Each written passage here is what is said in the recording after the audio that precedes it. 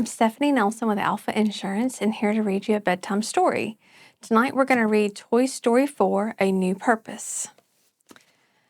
Lightning flashed across the sky as Andy ran into his room with an armful of toys, but he accidentally left RC outside.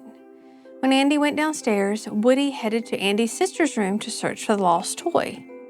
Once there, Bo and Woody came up with a plan. Slinky Dog stretched his springy body out the window as Woody scrambled down his back to RC. Moments later, though, Andy's mom came to get Bo and her sheep. Andy's sister Molly was giving them away. Woody snuck over to Bo as she stood in the cardboard box. He wanted to help her escape and take her back to Andy's room, but Bo was ready to go. Years passed, and eventually a much older Andy gave his toys to a little girl named Bonnie. She loved them as much as Andy had, but things were different for Woody. He wasn't the favorite toy anymore. When Bonnie was ready for her first day of kindergarten, Woody decided to go with her, just in case she needed him. When she got upset at craft time, he came to her rescue and brought her more art supplies. Bonnie used her imagination to put them together and make a new friend, Forky. She even wrote her name on the bottom of his foot, just like she had with Woody.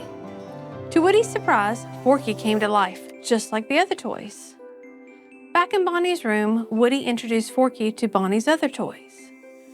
Bonnie made a new friend in class, he told them. She literally made a new friend. Everyone, I want you to meet Forky. But wide-eyed Forky was not interested in being a toy. I know this is a little strange, Woody said, but Forky is the most important toy to Bonnie right now. The next morning, Bonnie and her family were going on a road trip. She loaded up the RV with her toys, included her new favorite, Forky. One evening, Buzz Lightyear broke the news to Woody that Forky was climbing out of the moving RV. The plastic utensil jumped out of the window.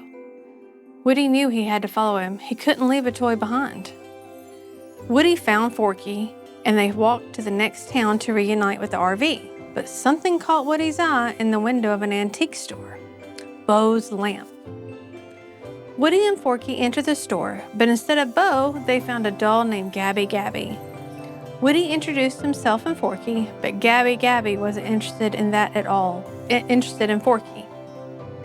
Instead, she pointed at the voice box sewn into Woody's chest. "You have what I need. Right inside there," she said. Woody quickly escaped to the playground, but without Forky. Before he could come up with a plan, a busload of campers overran the playground. In the middle of the mayhem, Woody spotted Bo Peep and her sheep.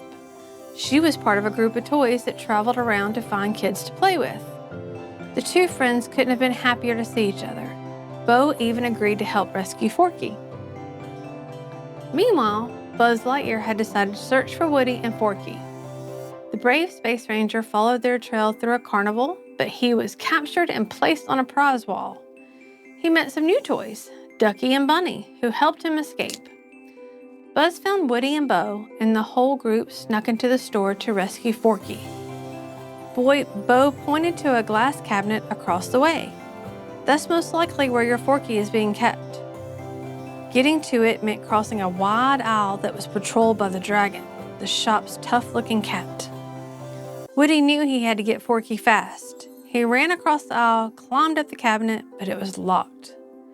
Gabby Gabby's dummies surrounded the toys and captured Bo's sheep, too. The toys escaped, but now Gabby Gabby had Forky and the sheep. Bo needed to come up with a new plan. She took Woody to meet Duke Kaboom, Canada's greatest stuntman. Bo thought Duke could jump across the aisle to the cabinet and rescue Forky and her sheep. But Duke wanted no part of it. He remembered how he had disappointed his kid when he had failed to make the big jump. That was long before, and Duke hadn't jumped since. "Be the Duke you are right now," Bo encouraged. "The one who jumps and crashes." But Duke didn't make it. He crashed right into the dragon. Woody urged everyone to try again to help him rescue Forky, but the toys were banged up and hurt. Bo was upset that Woody was being so single-minded, so she led her lost toys back to the carnival. Woody went back into the store alone to find Forky, but instead came face to face with Gabby Gabby. Woody listened as she explained how her voice box had never worked properly and should never been any kid's favorite toy. He understood how she felt, so he gave Gabby Gabby his voice box and got Forky back in return. Woody's voice box was a perfect match for Gabby Gabby's record.